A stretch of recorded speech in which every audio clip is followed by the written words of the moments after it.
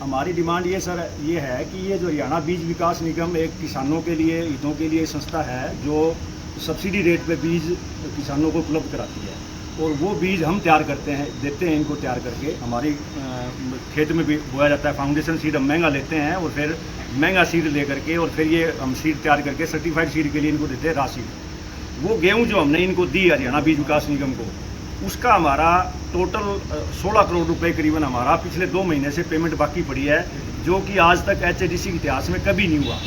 2 महीने से अगर किसान का पैसा अगर ना मिले तो आप भी समझ सकते हैं कि भाई हमारे तेल पानी के भी पहले से भी किसान उसमें गेहूं के खर्चे होते हैं, तो वो खर्चे भी आगे भी हमारे इस टाइम पे पीक पॉइंट होता है जून और जुलाई का महीना, जून का महीना आमतौर पे, कि जो हमारा किसान क्रेडिट कार्ड का टाइमिंग होता है, किसी ट्रैक्टर की किस्त होती है, किसी की हर तरह से ज़रूरतमंद होती है। तो हमारे 2 महीने से पैसे ना मिलने की वजह से हम बहुत ज़्यादा परेशान हैं जी। इस बारे में हम 2 बार तो CM साहब से मिल चुके जी।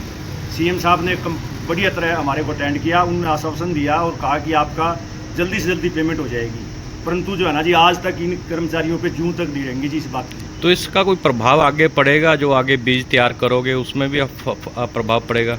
प्रभाव तो आगे ये पड़ेगा जी, आगे से हम इनसे HADC से जुड़ना कम हो जाएंगे जी। आगे बीज लेना हम प्रोग्राम बंद कर देंगे जी। आगे बीज तैयार कम होगा जी।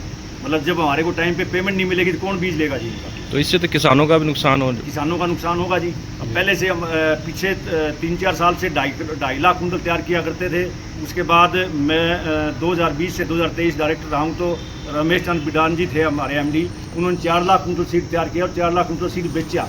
पिछले साल यहाँ इतने अधिकारियों की लापरवाही की वजह से 75,000 कुंटल सीड बच गया जी। इन्होंने मतलब बिक्री और सभी एजेंसी का बीज बिक गया, जबकि इनका टाइम पे सेल काउंटर बीज नहीं पहुँचाया गया।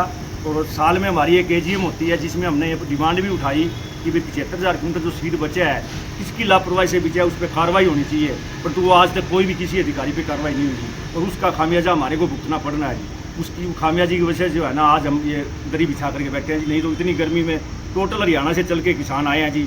सरसा, टुहाना, हिसार, कुरुक्षेत्र, फतेहाबाद से जो है ना जी ये किसान सुबह हम 4 बजे उठ करके घर से चले थे जी और भूखे तिसाए आपके सामने जी। उधर से जो है ना मतलब हमारे से जो देनदारी है, लोगों के टेलीफोन आते हैं पेमेंट के लिए और आज हम दरी बिछा के मजबूर होना पड़ रहा है जी। आप हमारी मजबूरी समझ रहे हैं। आपकी मांगे ना मानी गई तो अगली रणनीति क्या होगी?